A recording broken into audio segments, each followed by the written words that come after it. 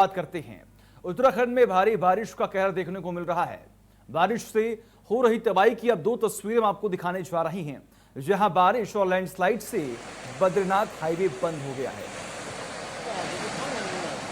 ये दो तस्वीरें आपकी टीवी स्क्रीन पर।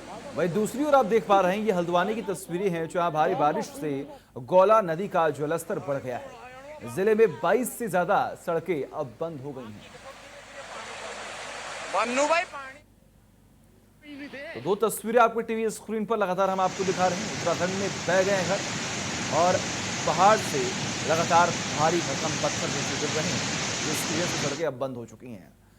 वहीं अब अगली खबर देहरादून से, जहां पर मौसम विभाग ने अलर्ट जारी कर दिया है। अगले 5 दिनों में भारी बारिश की चेतावनी दी गई है।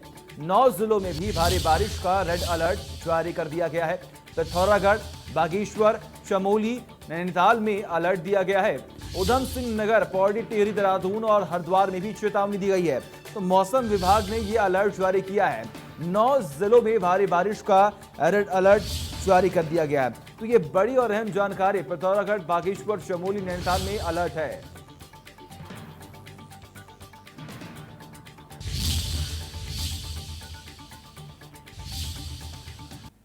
और अब बारिश से कहां पर कहर मच रहा है, इसकी जानकारी हम आपको देंगे। पहाड़ी इलाकों में बारिश से उफान पर बरसाती नाले जो हैं वो यहां पर भर चुके हैं। मूसलाधार बारिश से जनजीवन अस्त व्यस्त हो चुका है। तमाम जनता परेशान हो चुकी है। मौसम विभाग ने यहां पर अलर्ट जारी कर रखा है। अगले 5 दिनों में तेज बारिश की चेतावनी दी गई है। ये बड़ी और अहम जानकारी। 9 जिलों में भारी बारिश का अलर्ट भी जारी किया गया है। ये बड़ी खबर आपकी टीवी स्क्रीन पर, और क्या कुछ अपडेट है इसकी जानकारी लगातार हम आपको देंगे। तो तस्वीर आपके सामने है ग्राफिक्स जरिए। उधम सिंह नगर, पौड़ी, टिहरी, देहरादून, कई जगहों पर यानी कि 9 जिलों में रेड अलर्ट जारी कर दिया गया है। और वही चमोली में लगातार हो रही बारिश के कारण जनजीवन अस्त व्यस्त हो चुका है। कई जगहों पर नदी और नालों में उफान है। लामबगढ़ में खचरा नाला भर गया है, उसकी तस्वीरें हम आपको दिखा रही हैं। नालों के सड़क पर बहने से हाईवे को काफी नुकसान हुआ है। लैंडस्लाइड से बद्रीनाथ राष्ट्रीय राजमार्ग लामबगढ़ के पास बंद हो चुका है।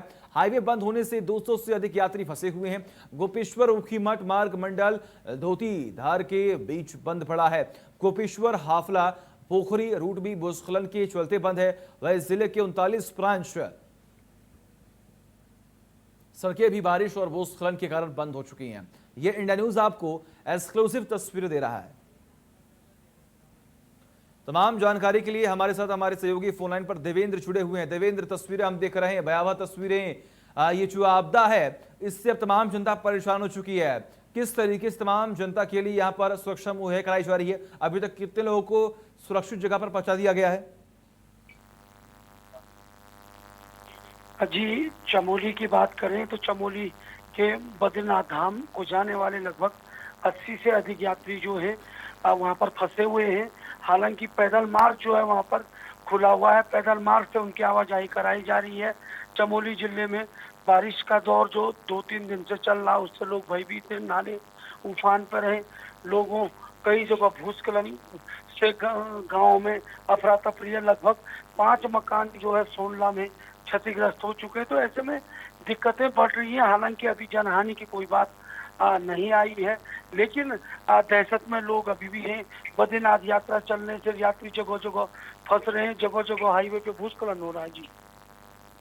जी बिल्कुल, बहुत बहुत शुक्रिया आपका तमाम जानकारी के लिए।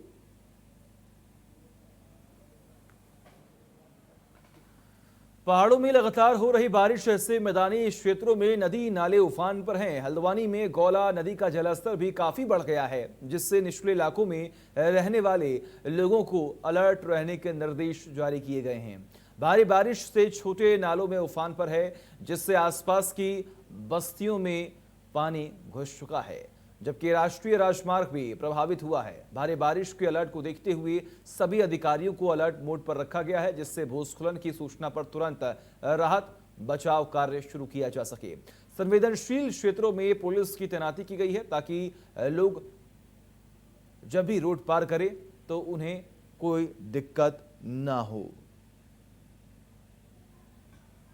और इस बीच 4 तस्वीरें आपकी टीवी स्क्रीन पर। गौला नदी का जलस्तर बढ़ा, बारिश से उफान पर नाले। नैनीताल में करीब 22 सड़कें बंद हो चुकी हैं और वहीं नाले में फंसा बाइक सवार। ये 4 तस्वीरें आपकी टीवी स्क्रीन पर लगातार हम आपको दिखा रहे हैं।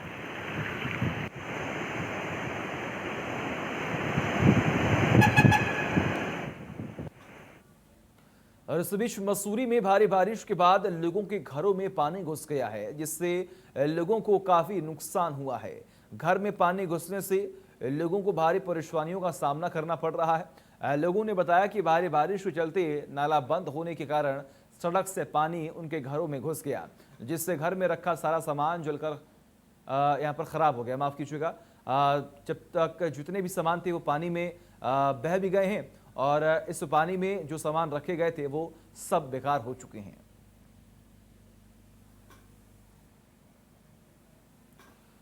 और वही बारिश से हुए नुकसान पर स्थानीय लोगों और एसडीएम का क्या कुछ कहना है, सुनिए। पानी ने सारा बिल्कुल ख़त्म कर दिया और हालत यह है कि यहाँ के सारे नाले बंद हैं। प्रशासन कोई सुनने के लिए राज़ी नहीं और इन नाले बंद होने की वजह से सारा पानी सड़कों पर घरों में घुस रहा है। बंद है तो आपको पता है कि नाले बंद रहेंगे तो यहाँ पानी जरूर आएगा। और आप देखिए मेरा नुकसान कम से कम 2 लाख रुपए का। आप देखो मैं हमारे बच्चों पे कपड़े भी नहीं है पहनने के लिए, छोटे छोटे बच्चे हैं। क्या कोई प्रशासनिक अमला आया आपके सुध-बुध लेने? कोई नहीं आया। का है और लोक निर्माण विभाग का है।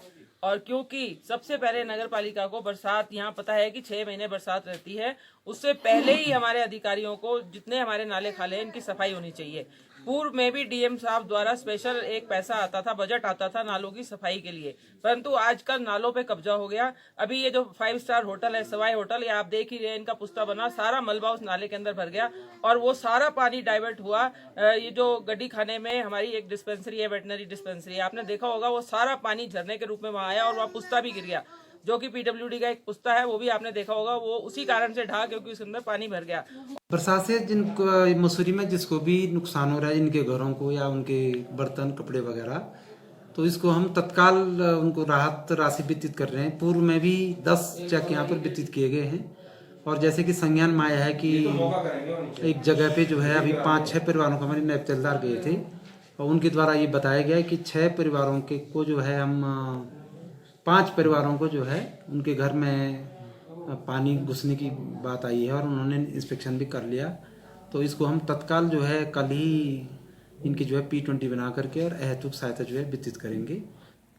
और वही मसूरी में लगातार हो रही बारिश से लोगों की परेशानियां बढ़ती जा रही हैं। मसूरी देहरादून मार्ग भारी भूस्खलन होने से 60 मीटर रोड ढह गई है, जिसके बाद वाहनों को कितनी दिक्कतें हो रही हैं उनकी आवाजाही में, ये आप देख पा रही हैं।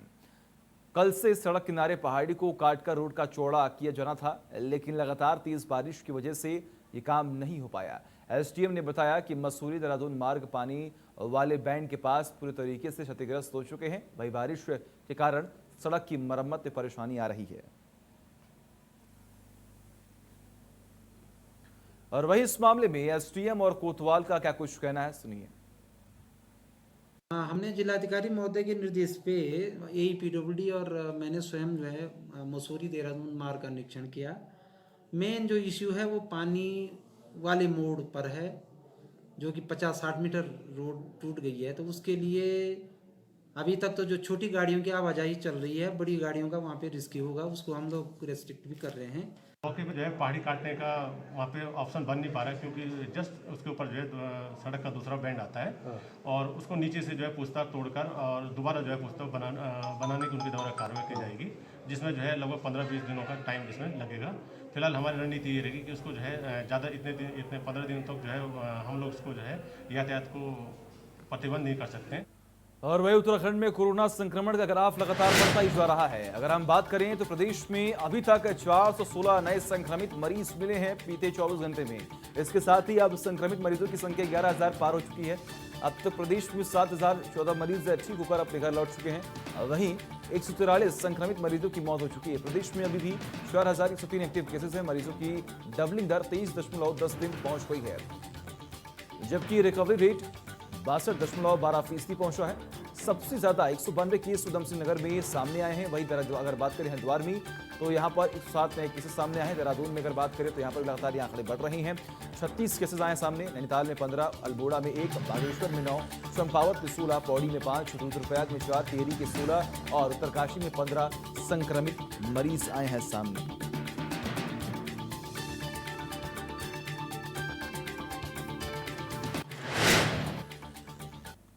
और इस बीच कोरोना का कोहराम किस तरीके से मच रहा है इसकी जानकारी हम आपको देंगे। 24 घंटे में कोरोना के 416 नए केसेस आए सामने। प्रदेश में एक्टिव मरीजों की संख्या 4103 है। 7000 मरीज अस्पताल से हो चुके हैं डिस्चार्ज।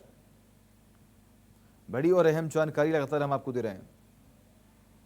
ग्राफिक्स के जरिए आपको ये आंकड़े बता रहे हैं कि कोरोना से अब तक 143 लोगों की मौत यहां पर हो चुकी है। तो बड़ी और अहम जानकारी लगातार आपकी टीवी स्क्रीन पर। प्रदेश में कोरोना मरीज रिकवरी रेट 62.12% हो गया है। देहरादून में 7, हरिद्वार में 423 कंटेनमेंट जोन है। और वही उत्तराखंड में पहली बार कोरोना संक्रमण की दर 5% पहुंच गई है। एक महीने के भीतर संक्रमण दर 4.08% से बढ़कर 5.00% पर पहुंची है। नैनीताल जिले की सबसे अधिक 8.2% संक्रमण दर है।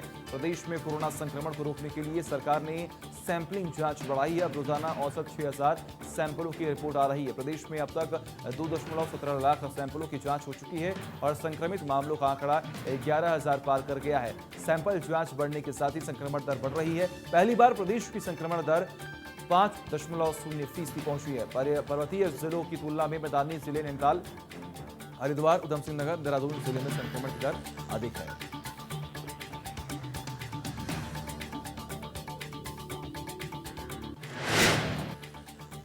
और वही मसूरी विधायक गणेश जोशी ने chief of defence staff general Vipin Rawat को पत्र लिखा है। अपने पत्र में उत्तराखंड में सेना भर्ती के लिए नोटिफिकेशन जारी करने की बात कही है। अक्टूबर में सेना भर्ती आयोजित करने का अनुरोध भी किया है। विधायक जोशी ने जनरल रावत को भेजे पत्र में लिखा है कि उत्तराखंड के गढ़वाल क्षेत्र के लिए युवाओं के लिए भर्ती रैली का आयोजन जून 2020 में कोटद्वार में होना था, जिसके लिए युवाओं ने ऑनलाइन आवेदन भी किया था, लेकिन कोरोना के कारण सेना को भर्ती रैली स्थगित करनी पड़ी। विधायक जोशी ने बताया कि अन्य राज्यों में भर्तियों के लिए सेना ने अक्टूबर 2020 का नोटिफिकेशन जारी कर दिया है, जबकि उत्तराखंड के परिप्रेक्ष्य में अभी तक कोई निर्णय सेना ने नहीं लिया है।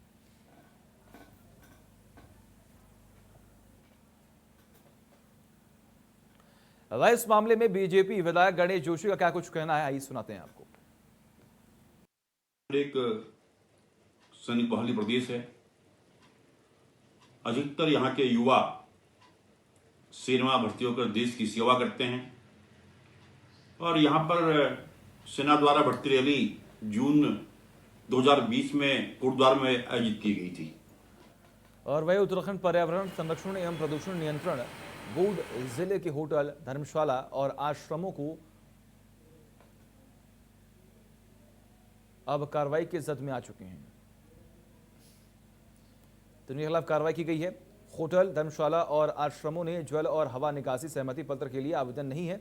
विभाग अब इनका डाटा तैयार करेगी और मुख्यालय भेजने की तैयारी में जुटी हुई है। दरअसल होटलों, धर्मशालाओं और आश्रमों को उत्तराखंड पर्यावरण संरक्षण एवं प्रदूषण नियंत्रण बोर्ड से एक सहमति पत्र के लिए आवेदन करना होता है, जिसमें अपने यहां से पानी और हवा के निकासी का स्पष्टीकरण देना होता है। विभाग के अधिकारियों के मुताबिक पूरे उधम सिंह नगर जिले में 192 होटल, 25 धर्मशालाएं और 2 आश्रम हैं। इनमें से 107 होटल, 4 धर्मशालाएं और 1 आश्रम ऐसे हैं जिन्होंने अभी तक सहमति पत्र के लिए आवेदन नहीं किया है। जो प्रदेश में होटलों का, धर्मशालाओं का और आश्रमों को सहमति के दायरे में लाने के हमारे प्रयास हैं और पिछले 1-1.5 साल से हम प्रयासरत हैं कि ये होटल, आश्रम, धर्मशालाएं जितनी भी हैं ये हमारे सहमति के दायरे में सम्मिलित हो जाएं। इसके लिए पिछले 1 साल से हमने इनको शोकॉज जारी किए, तमाम नोटिस जारी किए और इसके साथ ही साथ जो हमारी फीसें हैं, जो शुल्क हैं, जो अधिभार बहुत ज़्यादा था पिछले जब से होटल चले तब से हम इनका शुल्क लेते थे, ब्याज आरोपित करते थे, उनको सरलीकरण करते हुए सिंगल टाइम एक तो फीस का स्लैब बदल दिया हमने, बहुत कम नॉमिनल फीस रखी है और अब इतनी सुविधा हमने दे दी है कि आप आ जाइए और 1 साल की फीस के साथ हमें आवेदन करिए, हम आपको कंसेंट टू ऑपरेट कंडीशनल हम दे देंगे। और वहीं उत्तराखंड किसान आयोग के अध्यक्ष राकेश राजपूत ने रुद्रपुर में विकास भवन सभागार में जिले के अधिकारियों के साथ बैठक की। बैठक में सरकार की ओर से किसानों के लिए चलाई जा रही योजनाओं की समीक्षा की गई। इस दौरान आयोग के अध्यक्ष ने कहा है कि सरकार की योजनाओं का लाभ सभी किसानों के मिले, इसके लिए अधिकारियों को मेहनत और लगन से काम करना होगा। किसान जब उनके कार्यालय में पहुंचता है तो उसे पूरा सम्मान दिया जाए और उसके बैठने के साथ ही पानी, टॉयलेट, बाथरूम की व्यवस्था भी की जाए ताकि किसान को किसी तरीके की कोई परेशानी ना हो और किसान अपने आप में गर्व महसूस कर सके।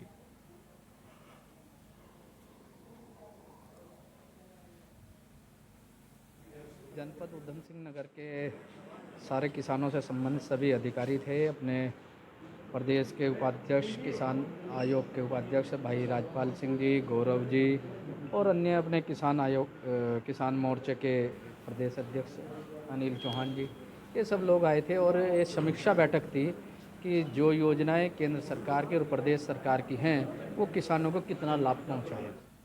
और वही टिहरी गढ़वाल के देवप्रयाग विधानसभा में देर रात एक मकान के आंगन में गुलदार आने से अड़कम मच गया। स्थानीय लोगों ने अपने कैमरे में तेंदुए को कैद कर लिया। लोगों ने वन विभाग को इस पूरे मामले की सूचना दी। ग्रामीणों का आरोप है कि अधिकारी इस तरह से बात करते हैं, कोई बड़ी घटना होगी तभी इस पर एक्शन लिया जाएगा। आपको बता दें, कीर्तिनगर ब्लॉक में लगातार आए दिन जंगली जानवर आते रहे हैं।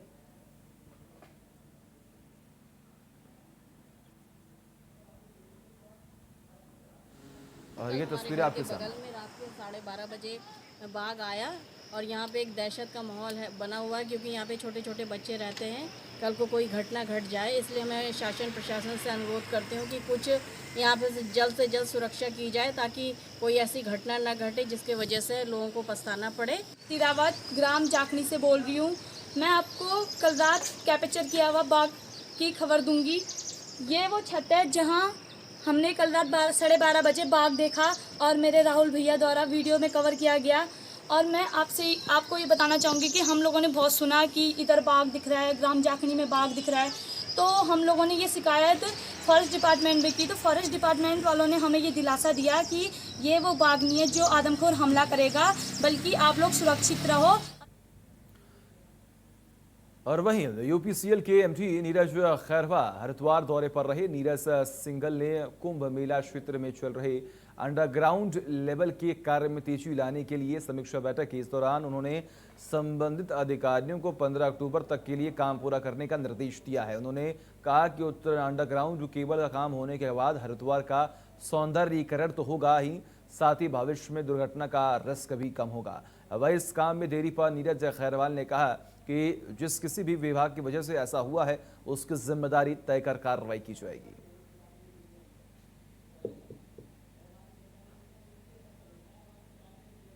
आज उसके लिए एक कोऑर्डिनेशन और समीक्षा बैठक की गई, जिसमें हमारे जिला अधिकारी महोदय भी आए, हमारे अपर मेला अधिकारी हरबीर जी और ललित भी थे, हमारे डायरेक्टर रोहतान जी और उनके साथ पूरी टीम थी, कार्यदल संस्था थी, NHAI के भी PD आए थे।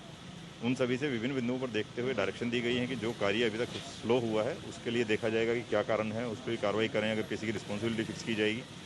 और भविष्य में भी जो काम समय से पूरे, उन्होंने 15 अक्टूबर तक का टारगेट दिया गया कि सारे काम हो जाने चाहिए। अगर कहीं पर क्वालिटी ख़राब है उसको भी चेक किया जाएगा। एक सेफ्टी ऑडिट के लिए भी मेला अधिकारी दीपक राव जी से अनुरोध किया जा रहा है कि वो भी एक सेफ्टी ऑडिट की, क्योंकि इसमें गैस की पाइपलाइन भी है, फाइबर भी है, बिजली भी है, तो उन सभी चीज़ों को देखते हुए सेफ्टी एक ऑडिट है। और इसी के साथ फिलहाल खबरों में बस इतना ही। देखते रहिए इंडिया न्यूज़। नमस्कार।